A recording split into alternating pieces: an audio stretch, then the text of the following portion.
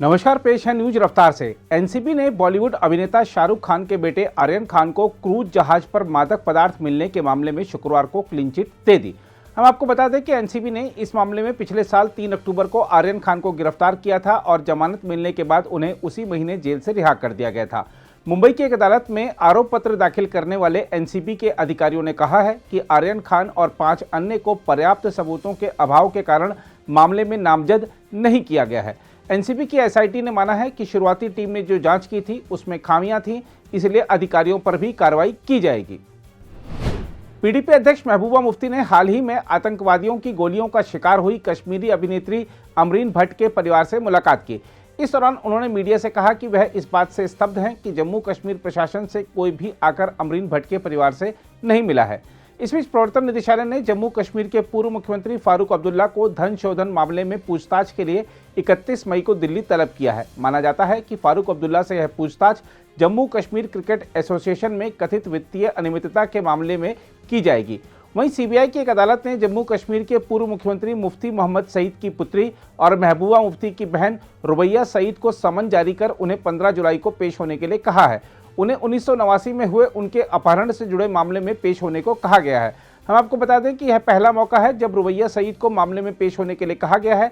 गौरतलब है कि रुबैया के अपहरण के बाद उनकी रिहाई के लिए 5 आतंकवादियों को रिहा किया गया था। दिल्ली की एक अदालत ने आय से अधिक संपत्ति अर्जित करने के मामले में हरियाणा के पूर्व मुख्यमंत्री ओम प्रकाश चौटाला को 4 साल जेल की सजा सुनाई है।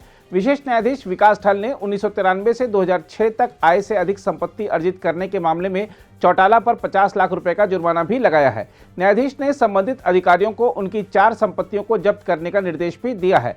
हम आपको बता दें कि सीबीआई द्वारा दर्ज प्राथमिकी के मुताबिक ओम प्रकाश चौटाला ने 24 जुलाई 1999 से 5 मार्च 2005 तक हरियाणा का मुख्यमंत्री रहते हुए परिवार और अन्य के साथ साठगांठ कर आय के ज्ञात स्रोत से अधिक चल और अचल संपत्ति अर्जित की। यह संपत्ति चौटाला और उनके परिवार के सदस्यों के नाम पर अर्जित की गई। प्रधानमंत्री नरेंद्र मोदी ने कहा है कि 2014 से पहले के शासन में प्रौद्योगिकी के इस्तेमाल को लेकर उदासीनता का माहौल था और इससे गरीब और मध्यम वर्ग के लोग सबसे ज्यादा प्रभावित हुए। प्रधानमंत्री ने जोर दिया कि वर्तमान सरकार ने ड्रोन सहित अन्य प्रौद्योगिकी के इस्तेमाल से सेवाओं को अंतिम छोर तक पहुंचाना सुनिश्चित किया है। प्रधानमंत्री ने देश के सबसे बड़े ड्रोन महोत्सव के उद्घाटन के बाद लोगों को संबोधित करते हुए यह बात कही। उन्होंने कहा, ऐसे वक्त जब हम आज़ादी का अमृत महोत्सव मना रहे हैं, मेरा सपना है कि भारत में प्रत्येक व्यक्ति के हाथ में एक स्मार्टफोन हो, प्रत्येक खेत में एक ड्रोन हो और प्रत्येक घर में समृद्धि हो। उन्होंने कहा कि भारत में ड्रोन प्रौद्योगिकी को लेकर जिस तरह का जोश देखा जा रहा है वह अद्भुत है और इस उभरते क्षेत्र में रोजगार पैदा होने की संभावनाओं का यह संकेत देता है। भारत के राष्ट्रीय सुरक्षा सलाहकार अजीत डोभाल ने आतंकवाद और आतंकवादी समूहों का मुकाबला करने में अफगानिस्तान की मदद करने और उसकी क्षमता बढ़ाने का आह्वान करते हुए कहा है कि भारत हमेशा से ही काबुल का एक महत्वपूर्ण साझेदार देश रहा है और भविष्य में भी रहेगा। डोभाल ने ताजिकिस्तान की राजधानी दुशांबे में अफगानिस्तान पर चौथे क्षेत्रीय सुरक्षा संवाद में कहा कि आतंकवाद और आतंकवादी समूह क्षेत्रीय सुरक्षा तथा शांति के लिए बड़ा खतरा है, इसलिए सभी देशों को इसका मुकाबला करने के लिए अफगानिस्तान की मदद करनी चाहिए। डोभाल ने कहा, अफगानिस्तान के लोगों के साथ सदियों से भारत के विशेष संबंध रहे हैं और कैसी भी परिस्थितियां हों, भारत का दृष्टिकोण अफगानिस्तान को लेकर नहीं बदल सकता। मध्य प्रदेश राज्य चुनाव आयोग ने शुक्रवार को प्रदेश में 25 जून से शुरू होने वाले पंचायत चुनाव के कार्यक्रम की घोषणा की।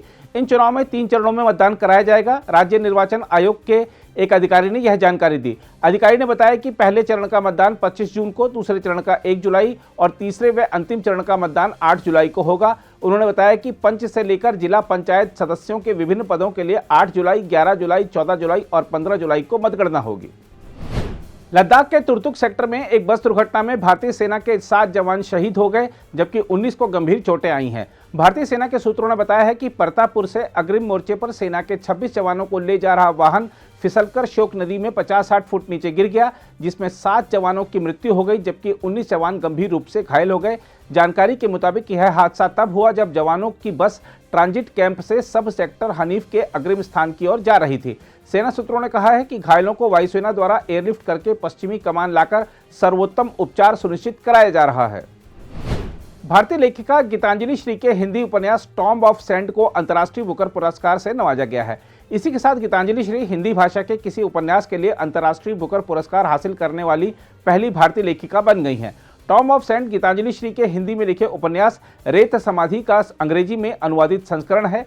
इसका अनुवाद डेजी रॉकवेल ने किया है। यह उपन्यास उत्तर भारत की पृष्ठभूमि पर आधारित है और 80 वर्षीय एक बुजुर्ग महिला की कहानी बयां करता है। यह महिला पाकिस्तान जाती है और विभाजन के वक्त की अपनी पीड़ाओं का हल तलाशने की कोशिश करती है। वह इस बात का मूल्यांकन करती है कि एक माँ, बेटी, महिला और नारीवादी होने के क्या मायने हैं।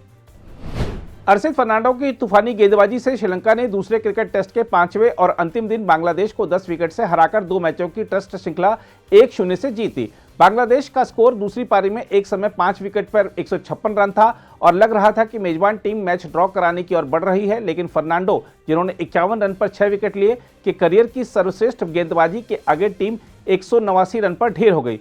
पहली पारी में 93 रन देकर 4 विकेट चटकाने वाले फर्नांडो ने करियर में पहली बार मैच में 10 विकेट हासिल किए। श्रीलंका को 29 रन का लक्ष्य मिला, जिसके बाद ओशादा फर्नांडो और कप्तान दिमुथ करुणारत्ने ने तीसरे ओवर में ही मेहमान टीम का स्कोर बिना विकेट खोए 29 रन तक पहुंचाकर उसे जीत दिला दी। वैश्विक बाजारों में तेजी के साथ इन्फोसिस और बैंक शेयरों में लिवाली से घरेलू शेयर बाजारों में शुक्रवार को तेजी रही और दोनों मानक सूचकांक बीएसई सेंसेक्स और एनएसई निफ्टी बढ़त के साथ बंद हुए। 30 शेयरों पर आधारित सेंसेक्स 632.13 अंक यानी 1.17% उछलकर 54,884.66 अंक पर बंद हुआ। इसी तरह नेशनल स्टॉक एक्सचेंज का निफ्टी भी 182.30 अंक यानी 1.13% चढ़कर 16,352.45 अंक पर बंद हुआ। अगर आप भी लेना चाहते हैं देश दुनिया की तमाम जानकारी तो आज ही सब्सक्राइब करें हमारे चैनल को। साथ ही नीचे दिए बेल आइकन को जरूर दबाएं ताकि हर अपडेट आप तक पहुंच सके।